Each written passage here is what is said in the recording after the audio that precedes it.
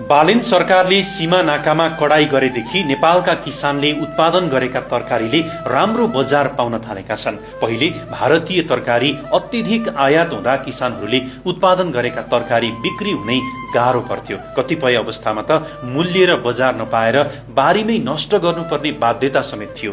तर अहिले बाहिरबाट जथाभावी तरकारी आयात हुन कम भएपछि स्थानीय कृषकले उत्पादन गरेको तरकारी धमाधम बिक्री भइरहेको छ। खास गरी सीमा क्षेत्रका तरकारी बजारहरूमा स्थानीय तरकारीको माग उच्च भएको छ। नेपालगञ्जमा पहिले यसरी ट्रकमा ल्याइएका किसानका तरकारी बेच्नै मुस्किल थियो, तर अहिले आधा घण्टामै यी सबै तरकारी रित्तिन्छन्। बालेन सरकारले नाकामा कडाई गरेदेखि देशभित्रका वास्तविक किसानहरूले राहत पाउन थालेका छन्। विगतमा बजार नपाएर उत्पादन कुहाउन बाध्य स्थानीय कृषकहरू अहिले यो परिवर्तनबाट निकै उत्साहित छन्। किसानहरू भन्छन्, हाम्रो उत्पादन 1-2 घण्टामै सबै बिक्री हुन्छ। सधैँ यस्तै अवस्था रहे किन विदेश जानु।